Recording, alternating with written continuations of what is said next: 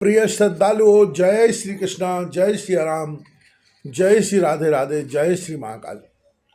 इस वीडियो में आपको श्रवण कराएंगे नचिकेता के संबंध में यम और यमदूतों का संवाद।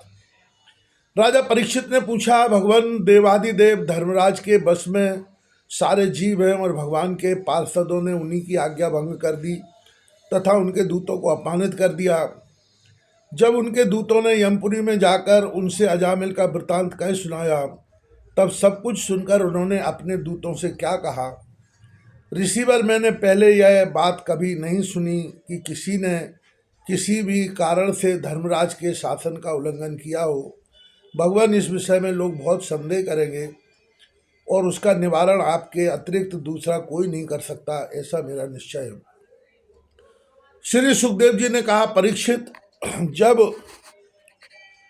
भगवान के पार्षदों ने यमदूतों का प्रयत्न विफल कर दिया, तब उन लोगों ने संयमनी पुरी के स्वामी एवं अपने शासक यमराज के पास जाकर निवेदन किया। यमदूतों ने कहा, प्रभु, संसार के जीव 3 प्रकार के कर्म करते हैं, पाप, पुण्य अथवा दोनों से मिश्रित। इन जीवों को उन कर्मों का फल देने वाले शासक संसार में कितने हैं? यदि संसार में दंड देने वाले बहुत से शासक हों तो किसे सुख मिले और किसे दुख, इसकी व्यवस्था एक सी न हो सकेगी। संसार में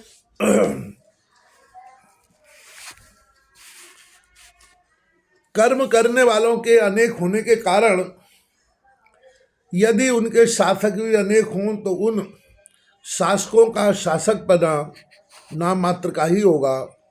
जैसे एक सम्राट के अधीन बहुत से नाम मात्र के सामंत होते हैं, इसलिए हम तो ऐसा समझते हैं कि अकेले आप ही समस्त प्राणियों और उनके स्वामियों के भी अधीश्वर हैं। आप ही मनुष्यों के पाप और पुण्य के निर्णायक, दंडदाता और शासक हैं।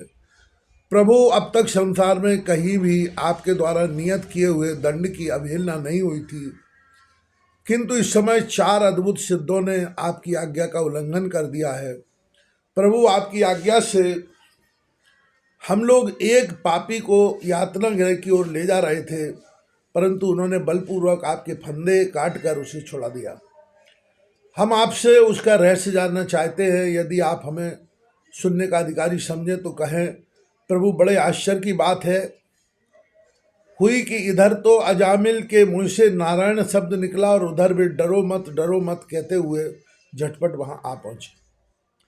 श्री सुखदेव जी कहते हैं, जब दूतों ने इस प्रकार प्रश्न किया, तब देव शिरोमणि प्रजा के शासक भगवान यमराज ने प्रसन्न होकर श्री हरि के चरण कमलों का स्मरण करते हुए उनसे कहा। यमराज ने कहा, दूतों, मेरे अतिरिक्त एक और ही चराचर जगत के स्वामी हैं। उन्हीं में यह संपूर्ण जगत सूत में वस्त्र के समान ओतप्रोत है। उन्हीं के अंश ब्रह्मा, विष्णु और शंकर इस जगत की उत्पत्ति, स्थिति तथा प्रलय करते हैं। उन्होंने इस सारे जगत को नथे हुए बैल के समान अपने अधीन कर रखा है। मेरे प्यारे दूतों, जैसे किसान अपने बैलों को पहले छोटी छोटी रस्सियों में बांधकर फिर उन रस्सियों को एक आड़ी रस्सी में बांध देते हैं, वैसे ही जगदीश्वर भगवान ने भी ब्राह्मणादि वर्ण और ब्रह्मचर्य आदि आश्रम छोटी छोटी नाम की रस्सियों में बांधकर फिर सब नामों को वेदवाणी रूप बड़ी रस्सी में बांध रखा है। इस प्रकार सारे जीव नाम एवं कर्म रूप बंधन में बंधे हुए भयभीत होकर उन्हें ही अपना सर्वस्व भेंट कर रहे हैं।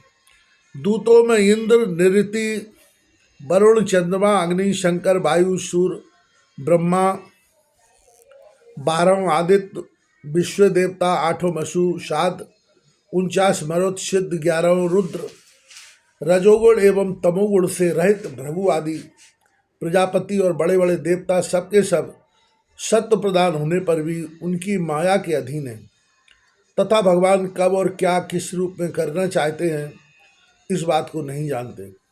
तब दूसरों की तो बात ही क्या है। दूतों, जिस प्रकार घटपट आदि रूपवान पदार्थ अपने प्रकाशक नेत्र को नहीं देख सकते, वैसे ही अंतःकरण में अपने साक्षी रूप से स्थित परमात्मा को कोई भी प्राणी इंद्रिय, मन, प्राण, हृदय या वाणी आदि किसी भी साधन के द्वारा नहीं जान सकता। वे प्रभु सबके स्वामी और स्वयं परम स्वतंत्र हैं। उन्हीं मायापति पुरुषोत्तम के दूत, उन्हीं के समान परम मनोहर रूप, गुण और स्वभाव से संपन्न होकर इस लोक में प्रायः विचरण किया करते हैं।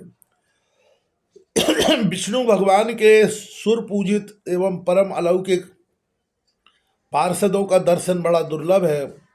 वे भगवान के भक्तजनों को उनके शत्रुओं से, मुझसे और अग्नि आदि सब विपत्तियों से सर्वथा सुरक्षित रखते हैं। स्वयं भगवान ने ही धर्म की मर्यादा का निर्माण किया है, उसे ना तो ऋषि जानते हैं और न देवता या सिद्धगण ही। ऐसी स्थिति में मनुष्य, विद्याधर, चारण और असुर आदि तो जान ही कैसे सकते हैं।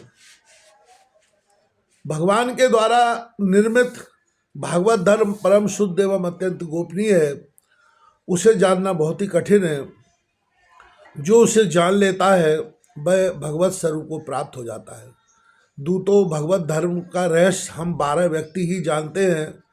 ब्रह्मा जी, देवर्षि नारद, भगवान शंकर, सनत कुमार, कपिल देव, स्वयंभु, मनु, प्रहलाद, जनक, भीष्म पितामह, बलि, सुखदेव जी और मैं धर्मराज। इस जगत में जीवों के लिए बस यही सबसे बड़ा कर्तव्य परम धर्म है कि वे नाम कीर्तन आदि उपायों से भगवान के चरणों में भक्तिभाव प्राप्त कर लें। प्रिय दूतों, भगवान के नामोच्चारण की महिमा तो देखो। अजामिल जैसा पापी भी एक बार नामोच्चारण करने मात्र से मृत्यु पास से छुटकारा पा गया।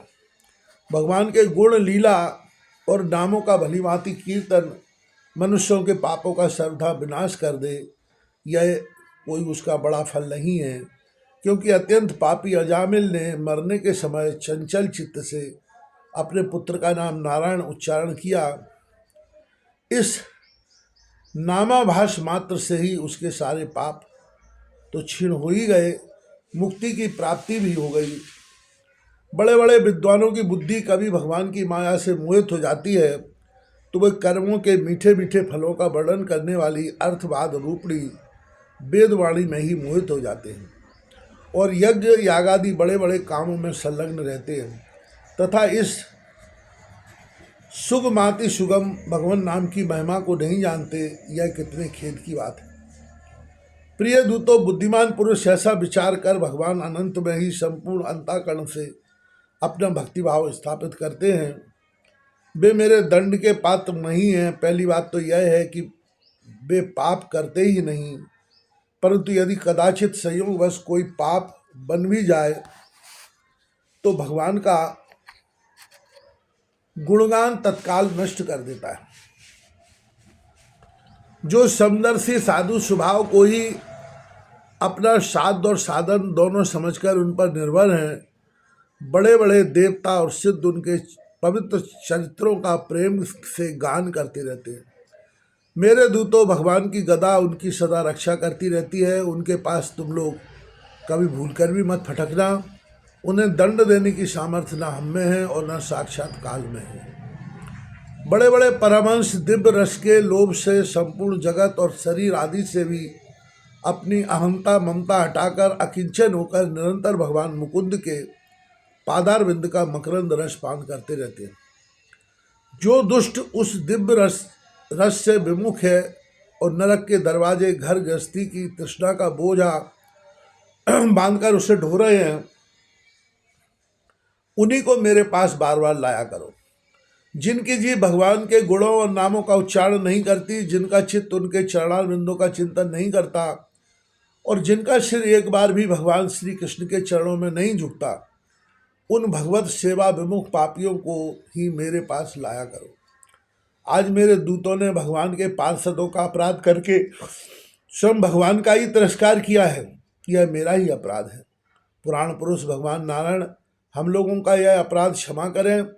हम अज्ञानी होने पर भी हैं उनके निर्जन और उनकी आज्ञा पाने के लिए अंजलि बांधकर सदा उत्सुक रहते हैं। अतः परम मेहमानवत भगवान के लिए यही योग्य है कि वे क्षमा कर दें मैं उन सर्वांतर्यामी एक रस अनंत प्रभु को नमस्कार करता हूँ।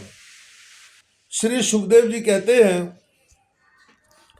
परीक्षित इसलिए तुम ऐसा समझ लो कि बड़े से बड़े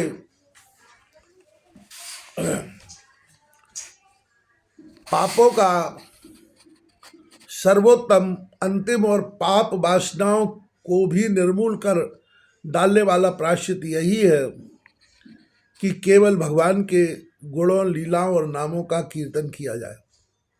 इसी से संसार का कल्याण हो सकता है। जो लोग बार बार भगवान के उदार और कृपापूर्ण चरित्रों का श्रवण कीर्तन करते हैं, उनके हृदय में प्रेममयी भक्ति का उदय हो जाता है। उस भक्ति से जैसी आत्मशुद्धि होती है, वैसी कृच्छ, चंद्रायण आदि व्रतों से नहीं होती। जो मनुष्य भगवान श्री कृष्णचंद्र के चरणार बिंद मकरंद रस का लोभी भ्रमर है, वह स्वभाव से ही माया के आपातरम, दुखद और पहले से ही छोड़े हुए विषयों में फिर नहीं रमता। किंतु जो लोग उस दिव्य रस से विमुख हैं, कामनाओं ने जिनकी विवेक बुद्धि पर पानी फेर दिया है, वे अपने